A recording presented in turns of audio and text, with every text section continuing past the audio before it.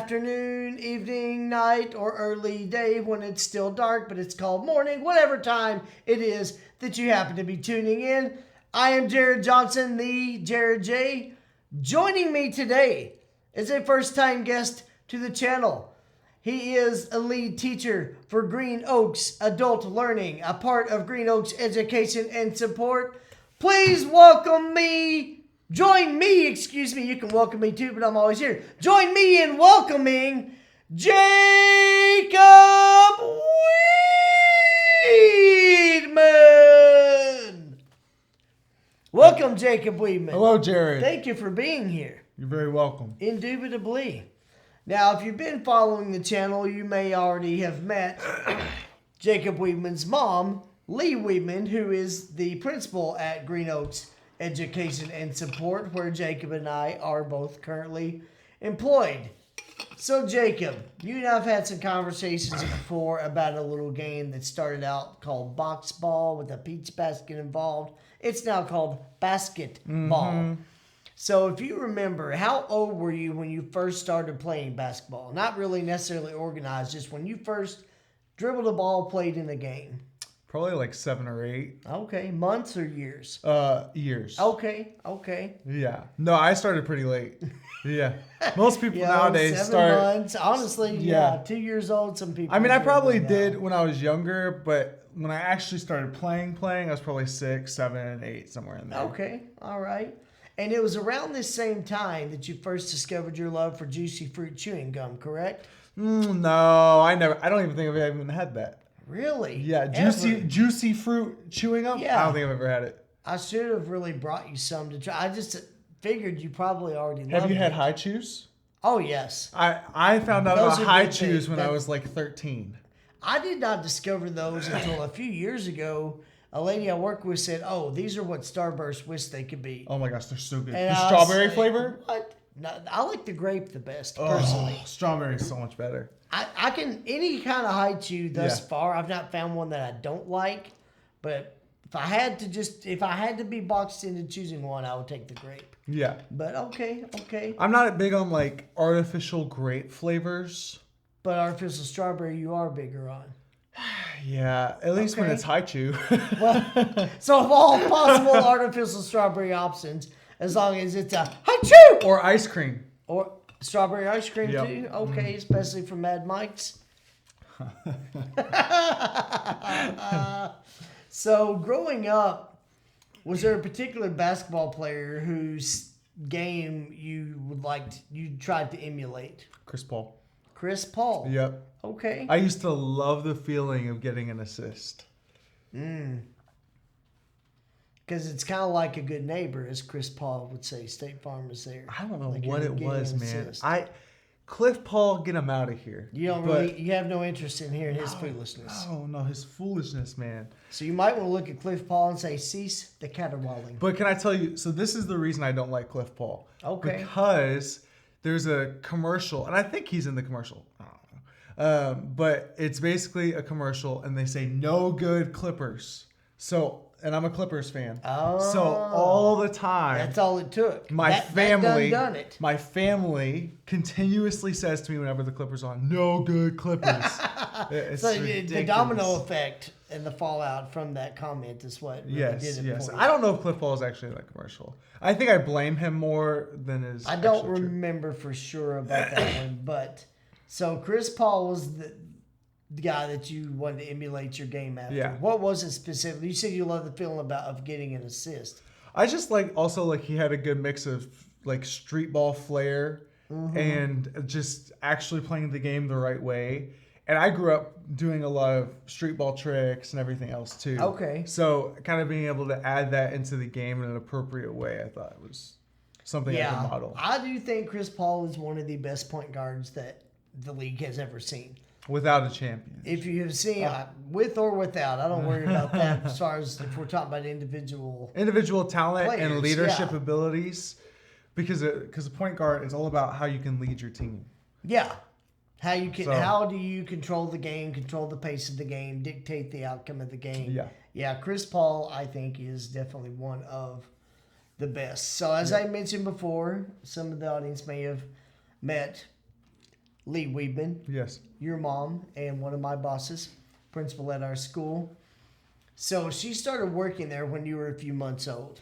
I remember it clear as day. Oh, yeah. Right before you tried your first basketball dribbling and did not chew juicy fruit chewing gum. I was going to say right before I got juicy fruit chewing gum. And right before the first time you didn't try it. So what was it like growing up and seeing your mom serve as first a teacher and then the principal at Green Oaks Education and Support? I can honestly tell you, I never focused on that. So you just didn't even... I mean, I was more like, I knew a lot of the students that go to Green Oaks I knew as a child. Because you'd go to work with your mom sometimes, Yeah. or just be on campus, or Yeah. Bartholomew Senior would come to discuss business and you would be there. Kind of, yeah. Okay. We, yeah, like most of the time I'd be in the back of like the art rooms or whatever, doing arts and crafts or Okay. stuff. Me and my mom used to get into it because I would say words that I should not have said. Like, hey, No, hey you, like hey you over there. this is stupid. I don't want to be here. I'm tired of this junk, and because I wanted to go home, I want to play with my toys and everything Yeah. else. And, Okay. I want to go home and get some high chew and maybe get on the Xbox. And well, I don't think I had an Xbox because you might have gotten one if you'd behaved better. well, I while you probably were at used Green to. Oaks. I They probably might used have to throw gotten you one. tantrums too. Yeah, they might have gotten you an Xbox if you had had better behavior while you were there. I did not have good behavior. I have ADHD. At that age, have you heard the Well- story of how I was diagnosed with ADHD? I don't know. I don't think so. So my parents took me in to get diagnosed. You and were how old would you say? I don't remember. Estimate? Okay. If let's say Under 3 to five? 5. Like, Yeah. okay. And I wasn't able to stay still. And she walks out. She goes, "I'm not able to test him. He has ADHD." It's like I can't test him, but it's conclusive that he does have it. Yeah, The yeah. fact that I can't test him is my diagnosis, basically. Hearing about it is so funny. Yeah. No, I did not. I don't think I knew that full story there. Okay. So, on that note, how often do you drink Welch's grape juice? I can honestly say never. I drink simply apple juice. Okay, so as far as all apple juices are concerned, Simply Apple is simply the best. It's as far as actually you're it's concerned. not made out of concentrate. Right. It is legitimate apple juice. And so you don't have to really think that much about it because it's not made out of concentrate. I don't have to concentrate. Exactly. So Yes. your focus can be elsewhere and you can just enjoy the apple juice. Yes, but also the health benefits. Oh, so there's also that. Yes, I don't have to concentrate on whether or not On it's worrying healthy. about the health I just benefits. know it's healthy. So is it substantially healthier in comparison to other apple juices? A lot of them, actually, yeah. Like Mott's apple Interesting. juice, like all those, because they're made out of different There's things. some Mott's apple juice in the refrigerator at my home right now that I did not put there, but that's a story for another time. Is that from us? I currently live in Jacob's now wife's the apartment she used to live in. Mm-hmm. She moved out. Now I live there. So yeah, there's some Mott's apple juice if y'all want it. It's still in the refrigerator. I mean, I'll ask her. Lauren, if you want that apple juice, let me know. Well, you can have it if you want it. It's a good replacement for Dr. Pepper. I don't know if I can do that now. It may be a substitute, but I don't know if I'd say it's a good one. So the Welch's grape juice, you don't. It's the same thing with you don't like the grape hot chews very much. Just grape flavors. In No, general? I don't mind grape juice. I just Okay. don't drink it often. Okay. Like, I can't tell you that So I you're sat not down. averse to it. You just don't drink it. That No, much. I can't tell you a time where I've sat down and thought, man, I could really use some Welch's You know grape what's juice. missing from my day? Yeah. I gotta go to Walmart. Don't I anybody need bother this me. Welch's I gotta grape get juice. the Welch's grape juice. That 0 times thus far you can recall that happening. Not in my memory. I cannot remember that. Yeah. Okay. Now, you said that growing up you didn't really give much thought to the fact that your mom was a principal at a school. And for those of you that missed the episode where I interviewed Jacob's mom and our executive director, Jean Jewell, Green Oaks Education and Support is a Christian school for individuals with intellectual disabilities or special needs, individuals with special needs. So even though you say you didn't give it much thought growing up and seeing her over the years, by the time you were a teenager or even like college age, right before you came on full time, what would you say you learn the most by observing what she does for a living? So I just didn't think about her role. Okay. Like I thought more about the students. Like I spent a lot of time with the students, except for when I was in the back. Right. So like my mom would have me do like basketball camps for the students and stuff. Oh, okay. I think I only got to do one or two of those, but I mean like I would interact with them a lot. So I never really sat there and focused a lot on what the staff were doing with the students or whatever. I was actually playing with the students. Okay. Like I could name, and I'm not going to for the sake of anonymity, Right. but I could name a handful of students that I sat down on the floor with as a child and played action That are figures currently with. at our school? That either are or were. Okay. Like I have played action figures or toys or games with some of our students. Okay. I have not yet, but if they wanted me to, I would still do that now. I probably okay. I would now because You and I I work would- there and it wouldn't be weird for me to do it. I mean, you know. I wouldn't be some stranger going in doing it. Like I know them. We both might do that this week. We'll wait and see. Yeah, let's If go. any of them want to, you know, hey, it's Let's all go right. get one of my guys and let's go do it. I'm okay with that. We can But figure yeah, this so out. I mean, I don't know if I really focused on what the staff were doing a lot. I probably did from time to time, but I can't consciously. So you don't feel like aside. necessarily, and this is not a negative thing, I'm not looking Yeah. for a specific answer, but you don't feel like necessarily watching her in that role over the years had that much of an impact on you because you just didn't think about it. I mean, it probably had more of an impact than I consciously realized. Gotcha. I just, whenever I think about the thing that impacted me the most, it was actually being around the people we serve. Because I think had I not been, I mean, our culture does not have the highest view of these people. This is true.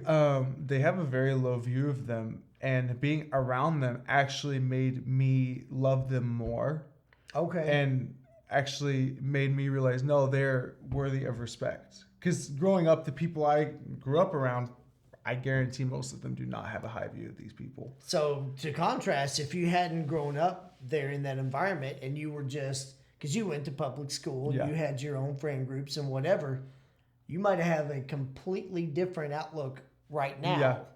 I had a friend our in high community. school. I had a friend in high school who he was from Africa. Okay. And so one day, like, there was a group of intellectual disabled people walking down. They were in our SPED program. And he was like, oh my gosh, I'm so terrible. I mean, he's scared of them. And I was like, dude, Really? and that's a common thing. Huh. And so I was like, dude, like, why are you scared? Like, they're so cool. And I walked over, gave one of them a fist bump or whatever I did. I can't tell you what I did, but like, I was like, But dude, the it doesn't interaction matter. was normal. I yeah. remember having the interaction with him being like, dude, they're people just like us. There is nothing wrong with them. Right. And so, like, that is a common, either they're scared or they're uncomfortable around people I with think there's just a intellectual lot disabilities. of uncertainty. Yeah. The being scared, I haven't seen as much. But what I do see a lot of is I just don't understand and they're not like me. So Yeah. I'm just going to go over here. That's what Yeah. I think a lot of our society does. Well, yeah, and it's sad, and I think anybody who hasn't worked with this population is probably going to feel the same way, just because they don't know. Most of us have a certain level of fear of the unknown, Yeah, fear of the uncertainty, uncomfortability with the uncertainty. That's just how most of us are geared, and some maybe more than others, but that's probably the bulk of society, honestly. yeah, it's sad. It is, because until you experience They're so getting to know people. they're so fun. Oh, you The- how much fun do we have on an average my week gosh, at it's work? so fun, Literally. yeah. It is genuinely, I wake up happy every day to go to work. Yeah. People with intellectual disabilities are some of the nicest and most genuine people, Oh, yeah. because they don't sit there and think about, well, what should I do in this situation? They think, what is going to be good for everyone around me? And they just try to do whatever they think is good. For the most part, most of them do. Yeah. And they aren't thinking about what is appropriate. They're thinking about what would be funny, what would be fun, what would make people smile and be happy. They aren't caring about the culture as much. There's a lot less of what does society think. There's a if lot I less do- second guessing. They Yeah. just live, and they live genuinely and freely. Right.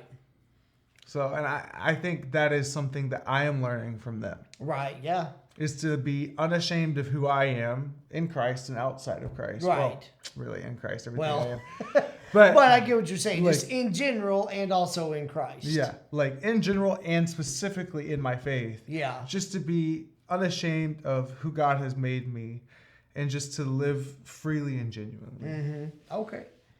So when you were, let's say, even in high school, Mm-hmm. what was it that you envisioned yourself doing for a living? Did you have any inclination of, I'm going to end up working at this school? Do you want the depressing answer or do you want the happy answer? I want the truth because I can handle the truth. Well, I was suicidal, so I didn't think I was going to live past 18. So there was no thought of working I had no thought of being alive. Wow. So, I mean, I had attempted to take my life a handful of times. Okay. So I never once thought about what I'd be doing after I was 18. There was no thought of working anywhere or even living beyond 18. There's some days there were no thoughts of living past that day. Past that day. Wow. Okay. Yeah. So, I mean, I never would have thought. Me and my friend, shout out Christian. Me and my friend Christian, he's a teacher at a private nonprofit too. Oh, okay. A private Christian nonprofit, actually. I think they only have school like 3 days a week because they rely on the parents to do the rest of the education at home. It's something like that. Yeah. And we joke all the time, like, first off, never would have thought that we'd be such good friends. Second off, would have never thought that both of us would be teachers. Like, it's so crazy. You just never, and well, that just speaks to, you don't ever know what God has planned. Yeah. And we sometimes think we have it all figured out, or we want to tell ourselves that we do. Yeah. How often does God laugh at the things that we think we have figured out? You know what I mean? So at what point then did you decide to come on board full times at Green Oaks? So my mom, I actually started off with Waypoint, to give a backstory. And what is Waypoint for our audience? Waypoint is for individuals with autism to have behavioral support. So basically a person will be assigned to somebody who's having behaviors such as screaming, yelling, property destruction, eloping, stuff like that. So you were actually a Waypoint employee. You were like I was not technically under Waypoint. Okay. But I was doing tutoring. And so I did a lot of tutoring, but they were also training me to help assist with behavioral stuff as well. Okay, so you're technically working at Green Oaks, but in the capacity where you're training. I was assigned. I had specific students that I was supposed to help with their education. Gotcha. But then when something happened, I would assist, kind of. Okay. And so I was being trained. However, I did not do intense training with Waypoint. It was the pretty basic stuff, like keep a neutral face, and a lot of stuff has changed. Like, for example, when I did training, they said that you must stay on the demand you have placed until the client follows it. Now they say, if it's causing an increase in behaviors, you can back off. Right. And why press a demand that's not actually mandatory? Yeah. Like, why press a demand so hard that you can make optional, so to speak? Yeah. Like one thing, for an example for the audience, like if I'm telling someone put the crown down, and they start punching me because I told them to put the crown down, I can say, okay, let's wait, and we can put the crown down later. Right. I don't have to make them put the crown down. Right. It's not a big deal. It's holding the crown serious enough to risk Yeah. endangering everybody around. So ABA has changed a lot. And with what that is stance. ABA for the audience? Applied behavioral analysis. It's just the overall It encompasses genre behavioral job. analysis, Yeah. That's just it's just the umbrella term for what Waypoint is. Right. Okay. Yeah. And we have several Waypoint employees that are at Green Oaks on a regular basis working with several of our students. You know who now. trained me? Jordan was the it one Jordan who trained Hafling? me. Yeah. Hello, Jordan Hafling. I've gotten to know Jordan very well over the past She's been couple of training weeks. you. I already know her pretty well, but she and I have been working side by side quite a bit. the past couple of weeks. That's why I was like, let me throw that in there. I actually met Jordan on my third day at Green Oaks. I won't again name too many other names, but situation that I had to intervene in. Later that day, Jordan was like, "Hey, are you Jared? Do you have time to talk later?" I was like, "Sure." I didn't even know who she was because I was still meeting everybody at the school. It was my third day working there, and so she and I sat down. That was our first conversation, and so yeah, gotten to know her really well. Really cool. She's the operations director for Waypoint, and so yeah, we've got a lot of scheduling, a lot of onboarding. Yes, busy lady. Substantially busy, yes, all the time, and very thankful to partner with them because it does help. And there's a lot of conversations that Jordan and I have where I say I don't have the background and everything that you do. So I'm going to tell you what I think. This is my unprofessional opinion and my observation. Tell me what you think. And we'll just compare notes and go back and forth. But we both have said, like, Jordan, you know some of that science is better. Well, Jared, you know these students better. So we'll bounce stuff off of each other. And it's very collaborative, like what I've experienced with her. So you were working with Waypoint, and then when did you decide to make the shift to work? So doing what you're doing now. I got tired of being spat on and hit. Because if that's a reasonable thing to get tired of, I think. Yeah. Because if you are with a client and they're having behaviors all day, you have to just deal with those behaviors all day. There's no, I'm doing something else now. So I was like, I would love to be a teacher, and at some point a lot of people were missing, so they had me as a floater. So I worked in every single possible class at Green Oaks. I do remember you telling me that. I've worked with primary all the way up to life prep. I mean, I've done all those positions as an assistant, of course, and then I honestly got pretty good at it. Not being boastful, but I got pretty good at it. And then I was Let me research some verses about pride. I'm kidding, of course. Jacob and I mess with each other all the time. I'm just messing with you. A little prideful of me. But I started noticing, like, okay, like I feel more comfortable. I feel like I'm doing a pretty good job. Like, and then I got a position as an assistant in the summer, I think in 2022. 8? Oh, wait, we're not there yet. Okay. Oh, sorry. But I think I started with life prep. Like I would go to the dorms whenever it first started. Yeah. Whenever that was. So I've been doing it for a while, and then I went off to college at Oklahoma Christian University. Shout out Eagles. I think this was our thing. Maybe. But yeah, so I did a lot of that, and then I came back and I was like, look, I would really like to have a lead position. I think I can do it. And they agreed. And my first day at Yellow, just as a sub, was chaotic, to say the least. And I remember I was like I'm not good enough at this job. And Lee looked at me. After one day, you were like, maybe I was wrong. Yeah, I like after one day.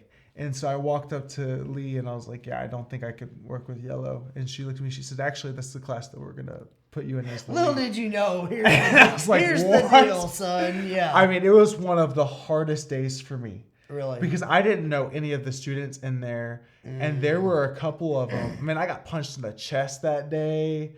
I was on the floor for like over an hour or 2 hours with a student. You have told me that story, yeah. And so it was just a difficult day. And so I started asking people for ideas. One of the students, Lee, looked at me and she said, I don't have anything for you. And so I was like, well, I'm going to have to figure this out. Yeah. And so I talked to people about the other student who punched me. I was like, okay, give me tips. Right. I after they gave me a lot of tips, I knew how to work with him. And so we work well together now. And then the other one, they had a system in place, but the way they did it was a little backwards. Okay. They would have him get his reward and then he would get up.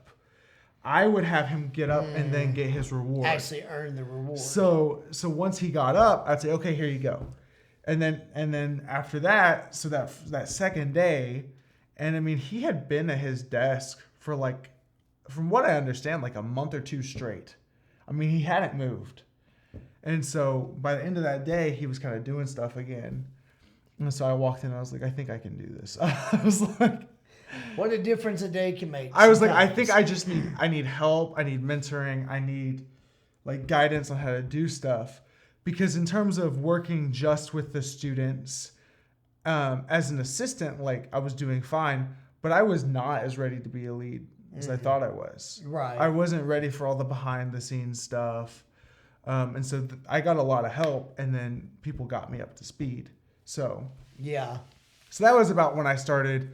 Was a little right after I graduated college, which was... And you were on track for your master's in business for like supply chain management. I'm that glad may not that be you thought correct that. because I made that up just now. No, I got a bachelor's in psychology with a minor in social sciences. Okay, this is a little bit different than what I said. A lot different. Yeah. But the chain supply, was that what she said? Supply chain management. Supply chain management, I mean, kind of fits in with psychology.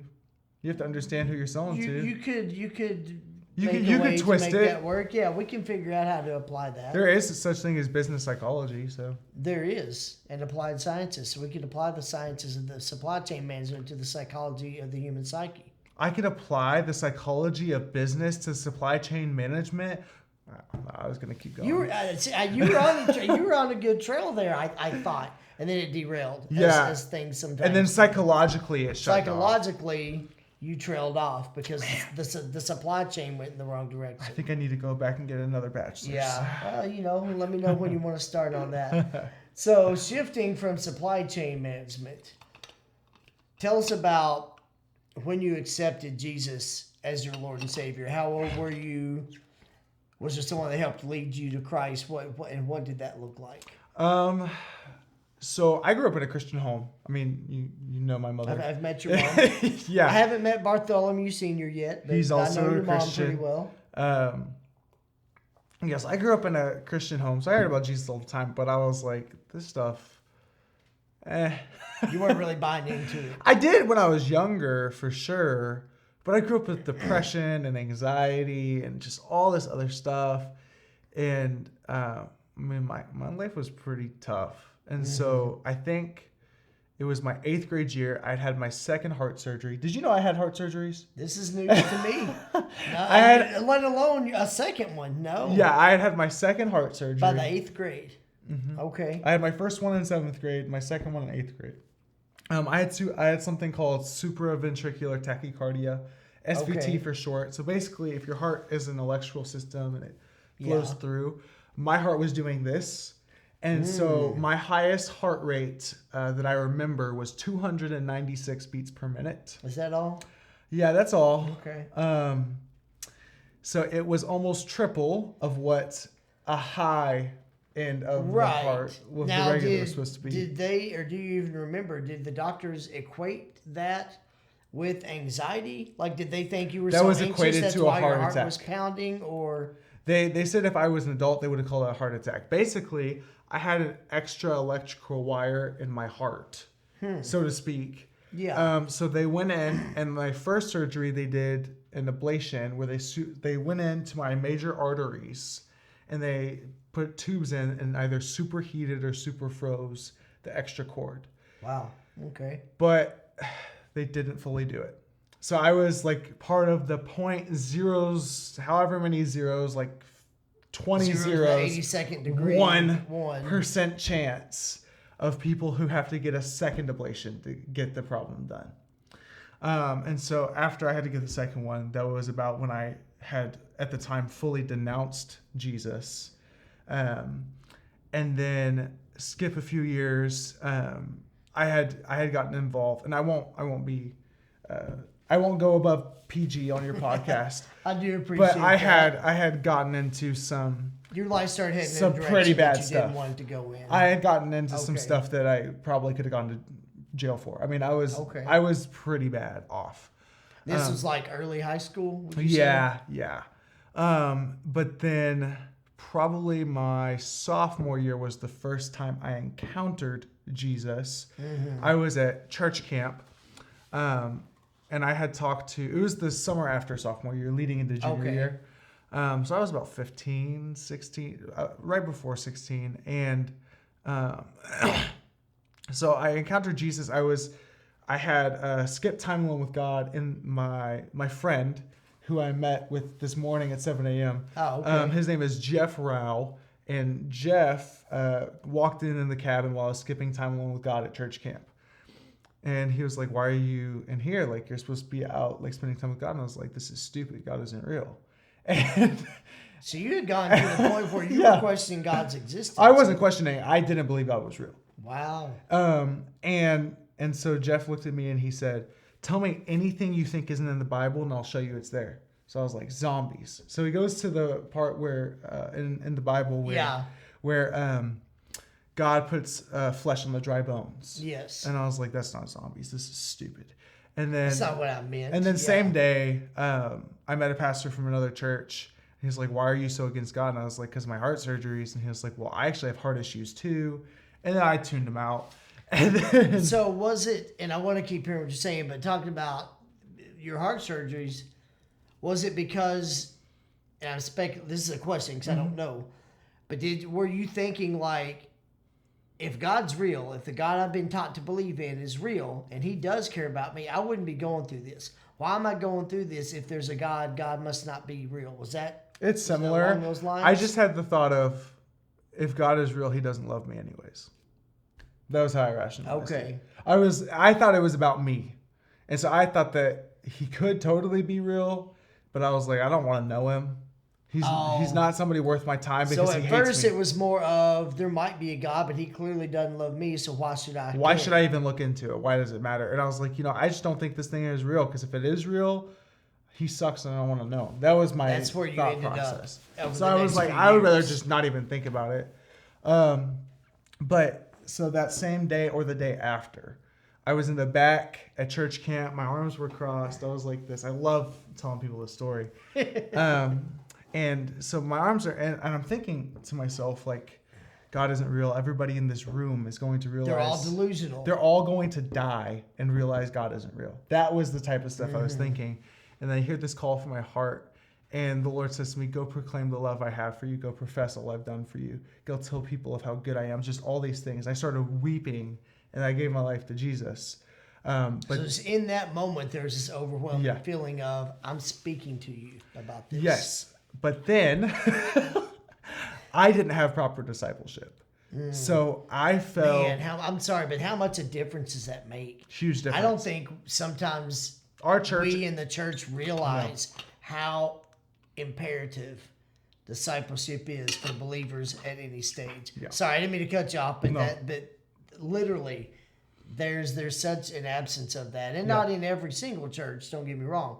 But just as a whole, I think there's a drastic misunderstanding and underestimation of how important proper discipleship really is. Yeah. So anyway, you it's said sad. you didn't have proper discipleship. So I fell off, and I actually got even worse into the stuff I was doing. So you're like 16 going on 17. Yep. So I had met a girl and fell into that trap a little. Fell into all the other traps of typical high school. And then after all of that, I had a friend. Actually, I'll skip that part because I don't think. But I kind of started taking my faith seriously on and off, but without the discipleship, it just didn't work. And then my senior year of high school, I met a girl, and then we kind of hit it off, started kind of seeing each other. We didn't fully date. Things ended. And I was like, "God, you hate me." This was September 2019. I was like, "You hate me. Every time I trust you, you break my heart." And, It's like everything that I feel like is going to be good, you allow this to happen. well, and I should backtrack. I had gotten so bad in high school that I had started praying to Satan and had started encountering demons.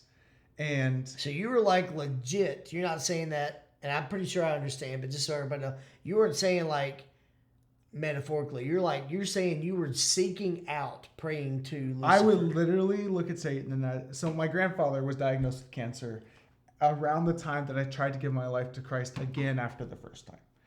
So this is my junior year, and I was doing all the bad stuff at the same time. And I was like, Satan, since God can't heal my grandfather, maybe you can. Oh, wow. And so I had a dream, and I fell asleep, curled up in a ball with the lights on, the door was open, and the lights in the hallway were on, and my TV in the room was on.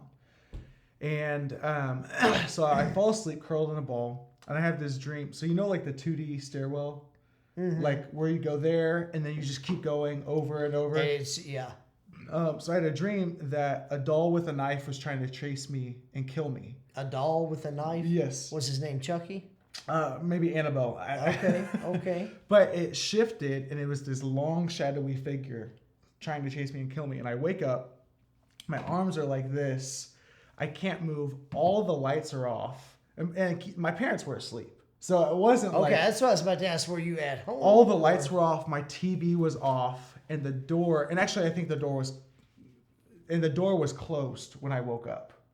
And I was like, I couldn't move. I couldn't do anything. I felt a presence in the room. I mean, I was like I'm gonna die. Yeah.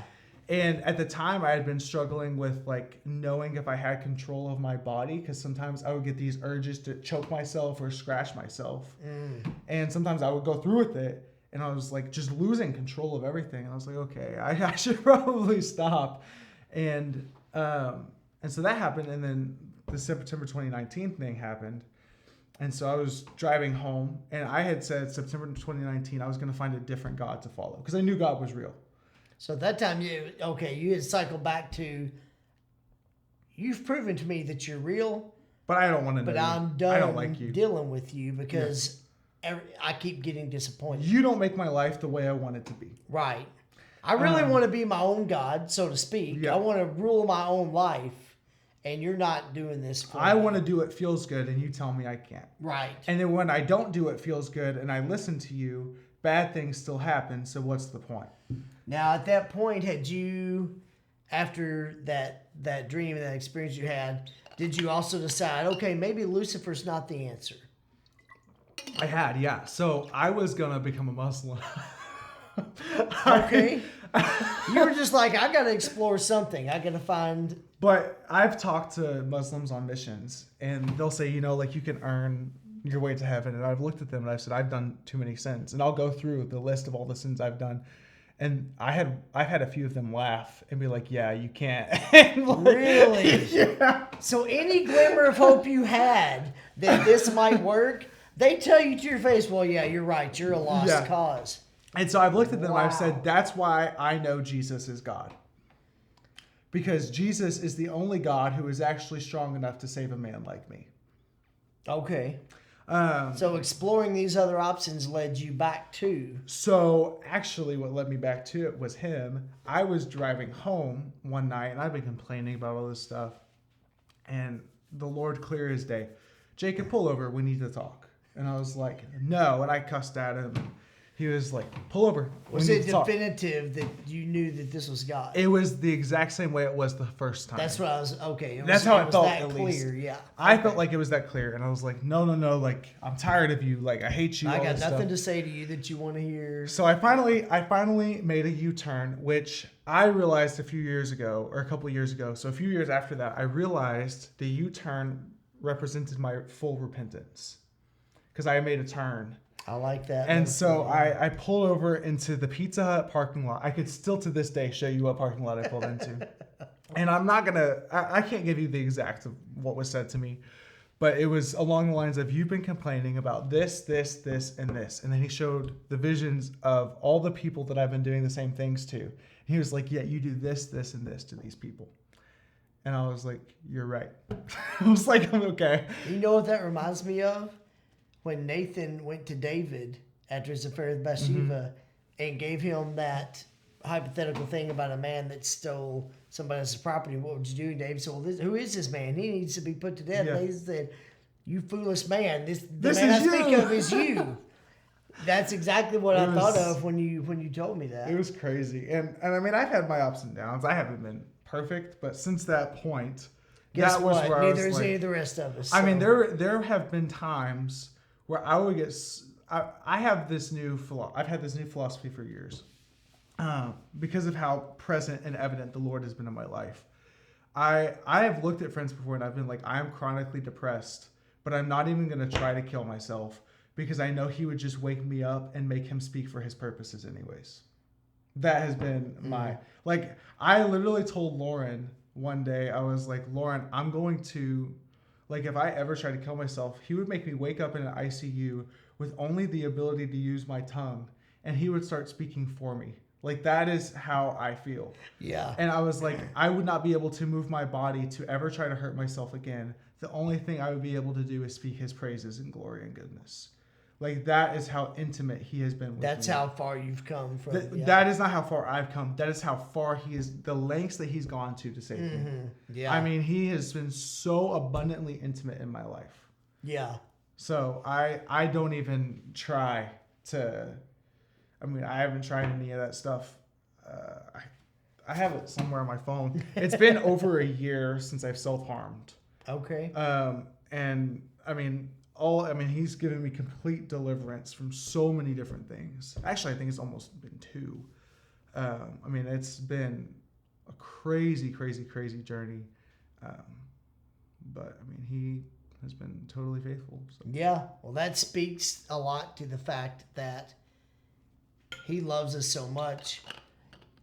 We can't, how do I want to say this? We can't out-sin or outrun his grace. Nope. No matter how much we sin or what kind of sin we do or how the rest of society looks at us. Yeah, that's why I set my Bible out here in case we want to reference anything. His grace is always going to be greater. I know the verse, but I want to actually read it. Quote it, yeah. Well, the verse is, as sin abounds, so grace abounds. But Yes. It's Romans 6. It says, what shall we say then? Shall we go on sinning so that grace may increase? By no means. We are those who have died to sin. How can we live it any longer?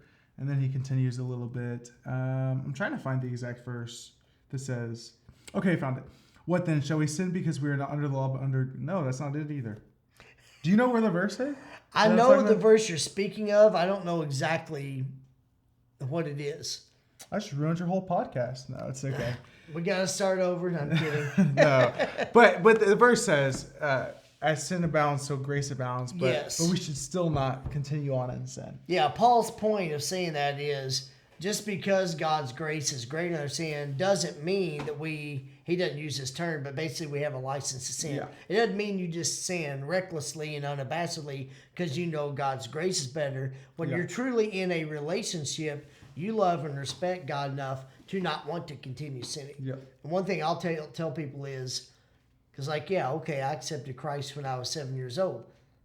Man, I've sinned a lot since then. We all of us have. I'm not perfect by any stretch of anybody's imagination, but becoming a Christian does not make you sinless, but over time, walking with Christ should help you to sin less.